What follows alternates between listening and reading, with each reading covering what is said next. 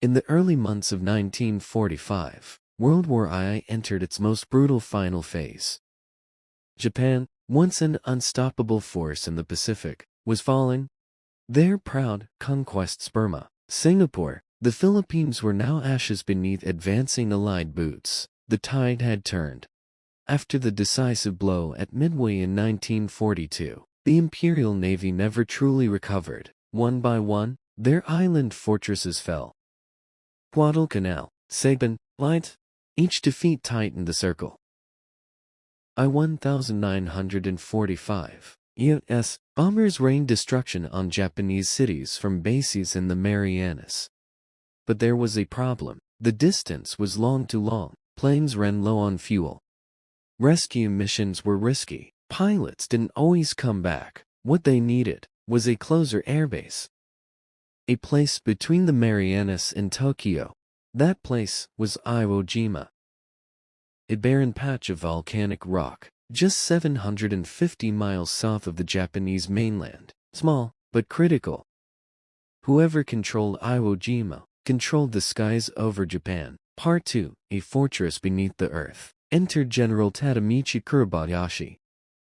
A commander unlike any Japan had seen. He understood the hopelessness of the situation. Japan could not match American firepower, but retreat, not an option. Kurabayashi chose to do the unthinkable, dig in literally. Over months, his men carved a network of bunkers and tunnels deep into Iwo Jima's volcanic flesh. More than 18 kilometers of underground chambers stretched beneath the surface. From Mount Shirabachi in the south to the northern cliffs, guns, mortars, and artillery were hidden in steel-reinforced caves. There would be no banzai charges, no suicide waves. This was a trap. The Americans wouldn't see the enemy until it was too late. Part 3, The Invasion Begins, February 19, 1945. The sky above Iwo Jima thundered with fire. Battleships roared. Bombers screeched. The island had been bombarded for 74 days, longest pre-invasion assault in the Pacific War. Then came silence. At 9 a.m., U.S. Marines stormed ashore. No gunfire, no resistance. They thought the bombing had worked. That maybe the defenders were dead. Then, at 9:12 a.m., all hell broke loose. Mount Shirabachi erupted. From hidden bunkers, Japanese gunners unleashed a storm of lead and steel. Machine guns, mortars, and cannons tore into the beach. Marines were cut down by the hundreds. The volcanic ash offered no protection. Soft, black sand swallowed their boots, slowed their retreat, clogged their weapons. Sherman tanks bogged down and became targets. Medics fell trying to save the wounded. The beach turned red. By nightfall, thousands were dead or dying, and the Marines hadn't even taken the first ridge. Part 4, The Flag That Shook the World. After days of inch-by-inch bloodshed, U.S. forces finally surrounded Mount Shirabachi. Inside, Kurabayashi's men held on, trapped in tunnels, refusing surrender. Grenades were thrown blindly into dark corridors. Flamethrowers roared. The mountain itself seemed to resist.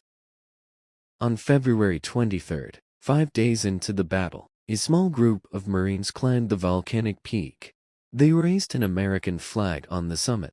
It was a quiet, symbolic moment. Tunnel war photographer Joe Rosenthal captured the second flag raising, a larger one, as 6 Marines lifted it into the wind.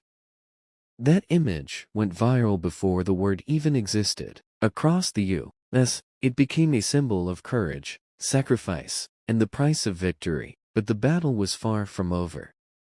Part 5, The Island That Refused to Fall. The northern half of Iwo Jima was a nightmare of cliffs, ridges, and hidden firepower. Japanese troops emerged like phantoms, striking from unseen positions, then vanishing back into the rock. Every pillbox destroyed seemed to birth 2 more. Marines fought through constant ambushes, booby traps, and sniper fire. Medics died clutching tourniquets. Engineers fell clearing mines. Entire platoons were wiped out for advancing just a few feet. Kurabayashi, wounded but still commanding, shifted his men in secret tunnels to launch counterattacks where the Americans least expected. Even after American flamethrowers, grenades, and tanks crushed the surface, the ground kept shooting back. Part 6, The Last Stand, March 25, 1945. After 36 straight days of combat, American forces declared Iwo Jima secured. But on that very night, 300 Japanese soldiers launched a final suicide attack on an airfield behind enemy lines. They killed down scenes before being wiped out. General Kobayashi's body was never officially found. Some believe he died in combat alongside his men, not as a general but as a soldier. Of the 21,000 Japanese defenders, only about 200 were taken alive. On the American side, more than 26,000 were wounded, and nearly 7,000 Marines were killed. It was the bloodiest battle in Marine Corps history. Epilogue: Why Iwo Jima mattered. Was it worth it? For some, the answer lies in the faces of the bomber crews, who later landed safely on Iwo Jima. More than 25,000 U.S. airmen would be saved thanks to emergency landings on that small, black rock. For others, the answer is in that photo flag, the sacrifice, the story. Iwo Jima was not just a battlefield, it was a graveyard, a monument. A moment in time when ordinary men did impossible things and bled for a speck of earth that changed history.